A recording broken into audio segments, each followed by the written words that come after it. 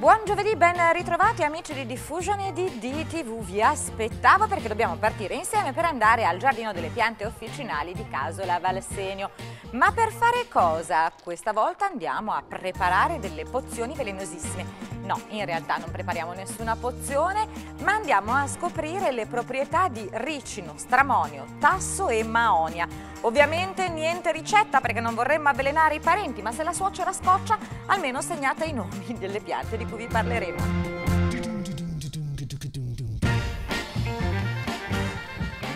Ben ritrovati per questa puntata che io ho denominato, ma voi sarete d'accordo con me alla fine, puntata killer, perché vi annuncio già con un po' di anticipo che non assaggerò niente. Sempre qui dal Giardino delle Erbe Officinali di Casola Valsenio, Augusto Rinaldi Ceroni, oggi parliamo di piante che sinceramente io non le metterei nel giardino di casa, perché quella di cui andiamo a parlare a inizio della puntata assieme al nostro amico Sauro è il ricino, tristemente famoso alla storia d'Italia, perché avanti di purghe di olio di ricino ci si è costruito uno dei ventenni più neri della storia del nostro paese. Il ricino, sì, a parte questi per i più giovani, forse è una pianta ornamentale semplicemente, oppure è il ricino impiegato in tante vernici. Il ricino è questa pianta qui, secondo me, molto bella, decorativa, ornamentale, che in tanti luoghi viene proprio coltivata ed è addirittura spontanea in molte zone del sud dell'Italia e in tanti giardini anche nostri del centro-settentrione d'Italia è presente, è fondamentale. Ce ne sono tante cultivar, tante varietà interessantissime, alcune piccole, altre giganti, enormi, quasi degli alberi. Nei suoi ambienti d'origine è un albero vero e proprio. Di dove è originario il ricino? Questo che paese è africano e nelle zone dell'equatore dove c'è caldo e anche umidità. La pianta è molto bella, ha queste bellissime foglie di colorazioni diverse, variegate al verde, al rossiccio, con queste nervature molto marcate, colorate. Vuole caldo, e finché non siamo avanti nella stagione, quindi in primavera inoltrata, verso maggio, ben difficilmente riusciamo a vedere le piantine spuntare, crescere, sviluppare. In poche settimane, a giugno, la pianta diventa molto grande, molto bella, fino ad arrivare all'estate in cui la vediamo in fioritura e nell'autunno con questi frutti, ma tante volte con frutti e fiori insieme. Quindi il caldo è fondamentale e con le prime gelate, l'arrivo dei primi freddi, bastano temperature intorno allo zero, che subito si affloscia la pianta, si secca con grande rapidità. Quindi è una pianta decorativa, bellissima, di altezze diverse, alcune, questo è sempre ricino comune, e là lo vediamo alto oltre 2 metri. Abbiamo avuto negli anni passati delle cultivar con altezze che superavano i 4 metri, bellissime, giganti, con delle foglie enormi. Ecco che sono tante cultivar diverse, differiscono per il portamento, per la ramificazione, per la colorazione delle foglie, i frutti, il tipo di fiore. Quindi questo dal punto di vista ornamentale, decorativo, ma poi c'è quell'aspetto più Quel dettaglio che insomma è vero, evitiamo di ingerire qualunque cosa abbia a che fare con il ricino. e in particolar modo i frutti, i suoi semi che sono contenuti in queste strutture che andando a aprire con un po' di forza, dovrei riuscire, sono ancora un po' indietro, sono ancora stato embrionali, sono questi frutticini che qui ancora devono colorarsi, però qua si vede già, intravede un pochettino la colorazione che andrà ad assumere, sarà un colore scuro, macchiettato, puntellato a seconda della varietà di puntini color porpora, color bianco, eccetera. Frutti possono essere molto grossi o piccoli e questa è la nostra droga o il nostro parte della pianta tossica, velenosa per certi aspetti, quello che nella storia ha fatto tante vittime per certi aspetti o tanti la ricordano in malo modo. E, è una pianta medicinale però, una pianta fondamentale anche per la nostra salute, non solo come purgante drastico, ma anche riequilibratore dietro controllo medico, di grande attenzione della nostra attività intestinale.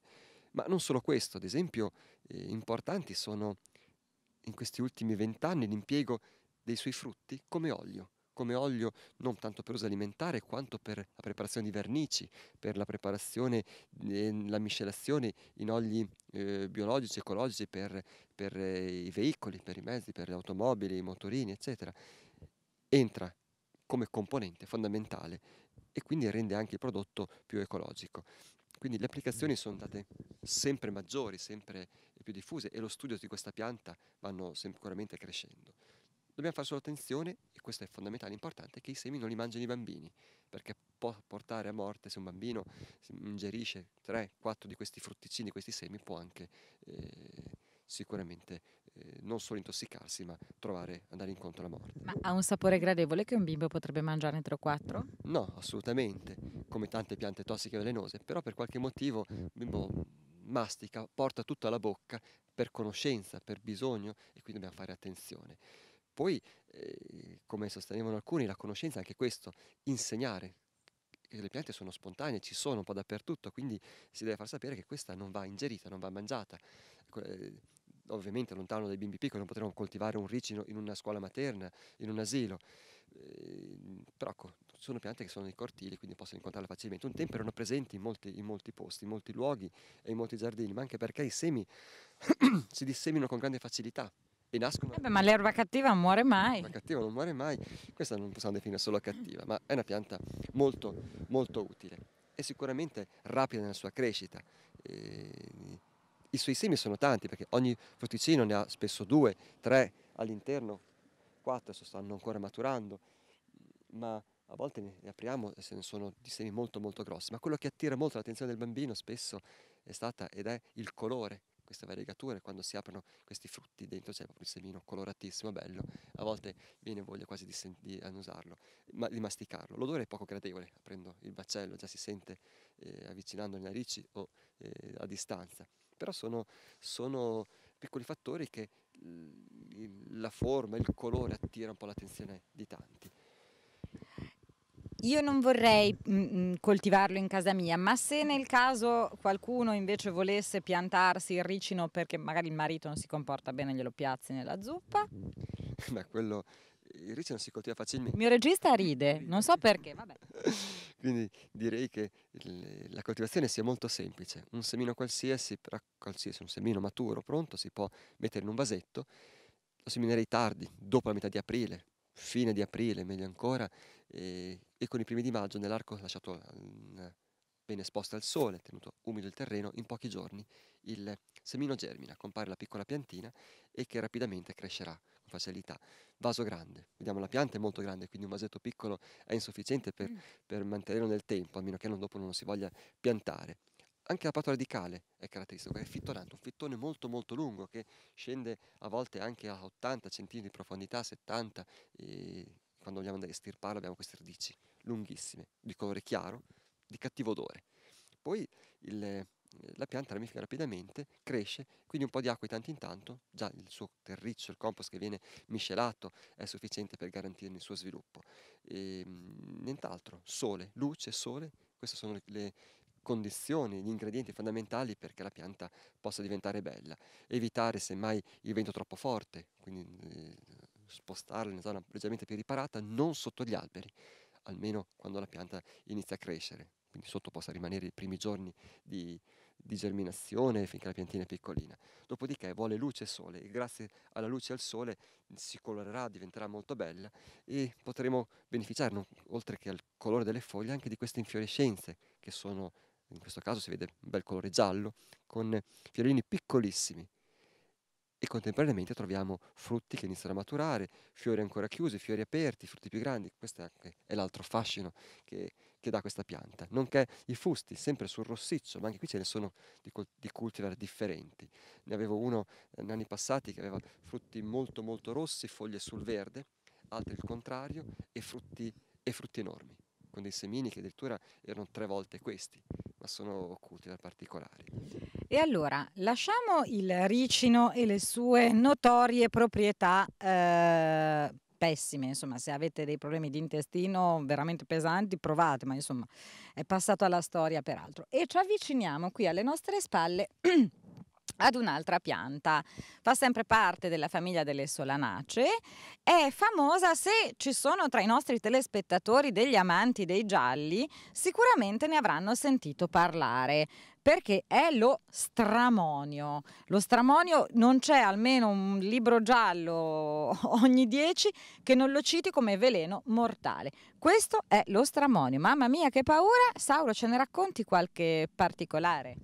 Una delle tante erbe delle streghe, così definite, e penso nelle varie pozioni, vari intrugli, vari preparati, lo stramonio era sempre, in qualche forma. Anche questa ormai la possiamo definire un'erbaccia importante, però una pianta officinale, perché è una pianta medicinale, si usa in medicina con attenzione e è il medico, il farmacista che prepara, che dosa, che stabilisce l'utilizzo e la quantità. Però è una pianta mortale, effettivamente, se usata male. Quanti casi abbiamo avuto di persone intossicate o morte addirittura con lo stramonio, perché mangiavano le foglie, ingerivano le foglie, fumavano le foglie, Si mangiavano... fumano le foglie di stramonio. Quando c'è stato lo sciopero dei tabaccai, c'è stata gente che si è fatta le sigarette con le foglie di stramonio. Mamma mia, poverine, come visto lontano. E poi sono diverse, queste vediamo piccoline, ma già là sono più grandi. La foglia, Anche quello è sì, stramonio? sì, sempre stramonio, sono tutte piante di stramonio, questo, tutti i rami, ramificazioni, l'unica piantina. E si fumavano le foglie perché è allucinogena. Negli anni 90 sono morti diversi ragazzi in Toscana proprio perché avevano fumato e formulato male quella dose, pozione, questo preparato che è suggerito da altri probabilmente di stramonio. Ne hanno trovati, penso, 2 tossicati morti, altri sono stati all'ospedale, ma non so se abbiano siano Se riusciti a non ci salvarli. sono rimasti sotto, Sotto. insomma. E ecco, quindi grande attenzione, ma lo stramonio serve per problemi, chi soffre di asma, bronchiti, e quindi la foglia è importante, ma è il dosaggio, è il rapporto, questi alcaloidi la foglia contiene vanno dosati attentamente. Quindi rimane una pianta non per uso quotidiano, assolutamente no, ma usata con attenzione. Però è una pianta decorativa molto bella, in tanti giardini, in tanti orti ancora è presente, anche qui proprio nelle nostre zone, anche perché alcune, e in particolare questa ed altre ancora, sono perenni. Lo stramonio, che non è nei nostri ambienti, cresce nel sud dell'Italia e ancora ci spostiamo verso l'equatore, sono frequenti, alcuni sono alberi addirittura, molto belli, perenni, da noi si comportano come annuali oppure muoiono, scompare, si secca la parte epigea, quindi il fusto, le foglie in inverno e ripartono rapidamente in primavera. Vuole anche questa molto caldo, molto sole, luce, un po' di umidità e niente di più. E qui crescono, sviluppano con dei colori molto belli. Lì si vede un fiorellino chiuso, ma quando si apre sono delle campane enormi, molto grandi, in alcune varietà possono raggiungere anche i 20 cm di apertura, che durante la notte si richiude completamente e sembra un fiorellino piccolissimo per riaprirsi nuovamente, a volte pendenti, altre volte con portamento eretto. Alcune hanno dei fiori color lilla, come questi qui, altri sono porpora, alcuni sono azzurri, ce ne sono delle varietà tantissime, ecco perché rientra anche nel gruppo delle piante ornamentali da usare con attenzione. Comunque ha effetto allucinogeno la foglia dello Sì. stramonio, ma fumata, essiccata o anche mangiata? Mangiate tossica lo stesso, poco fa mi sembra una famiglia, o veramente la moglie ha servito alla famiglia le foglie di stramonio pensando fosse una lattuga, altra insalata, Signora, nemmeno io. eppure ecco, quindi anche lì può dare disturbi diversi, con vomito, eccetera, prima reazione che si verifica, quindi la foglia fresca. I semi anche non vanno mangiati, Sono questi qua sono questi dentro. qui dentro, piccoline di colore nero, adesso vediamo se ancora qualcuno c'è, ne spezzo uno e... Dimmelo lontano. Ma il semino non fa niente, basta che non venga mangiato.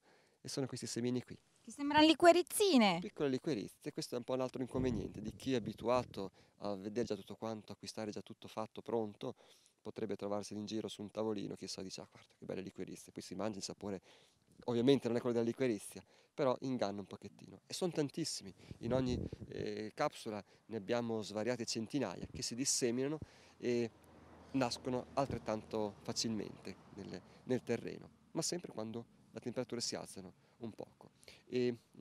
Quindi anche qui vediamo tantissime capsule, alcune mature, altre ancora verdi e ancora alcuni fiori. È un'altra caratteristica ancora di queste piante, proprio per garantire il suo sviluppo, il suo rigoglio e la sua conservazione nel tempo.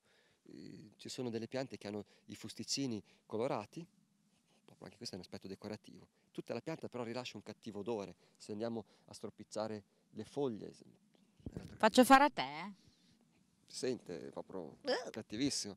Ecco perché ancora il fatto che sia strano che abbia confuso lo stramonio con una foglia di lattuga. No, la signora non ce l'ha raccontata giusta. La signora voleva seccare la famiglia e rifarsi una vita con un giovane brasiliano a Bahia e le è andata malissimo, l'han beccata.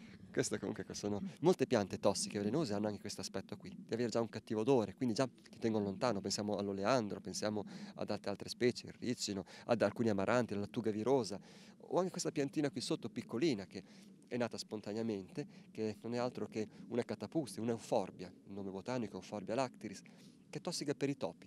L'abbiamo messa qui per, probabilmente negli anni passati c'era una fila di una specie che attirava molto l'attenzione dei topi, e quindi questa dovrebbe tenere lontano. Ci sono preparazioni, ma anche la radice stessa, essendo una forbiace, contenendo un lattice tossico, velenoso per i topi, loro stanno lontani e non si avvicinano più di tanto.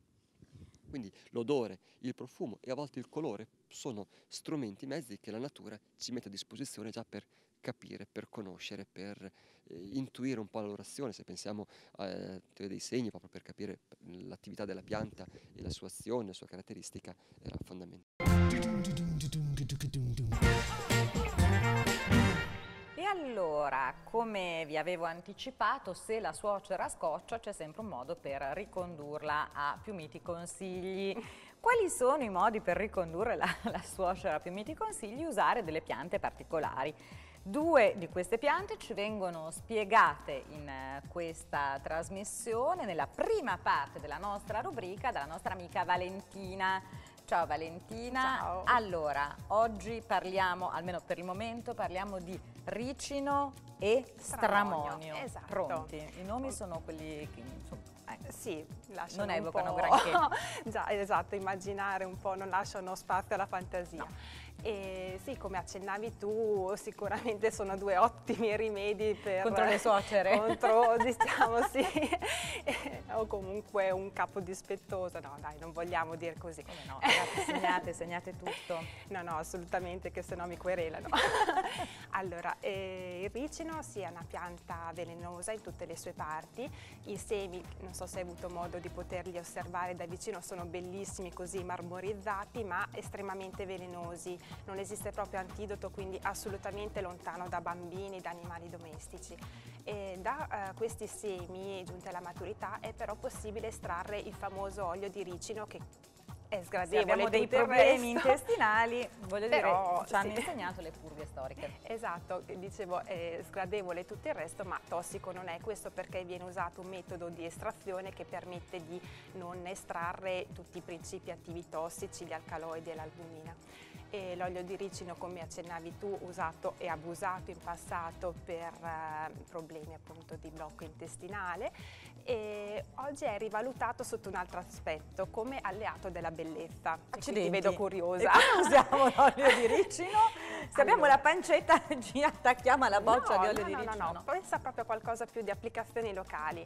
Serve a rinforzare le ciglia, quindi hai uno scovolino vuoto di un vecchio mascara, metti un pochino d'olio di ricino e poi tutte le sere ne applichi un pochino, le ciglia saranno rinforzate. Oppure anche le unghie molto più resistenti, più robuste, quindi anche lì un vecchio smalto che non usiamo più, mettiamo l'olio di ricino, esatto. E anche per i capelli, un impacco pre-shampoo sui capelli, ha proprio l'olio di ricino un'affinità per la cheratina e quindi li rinvigorisce, li robustisce e evita che si disidratino, sai, in estate con cloro e piscine, è facilissimo che si crei questa condizione.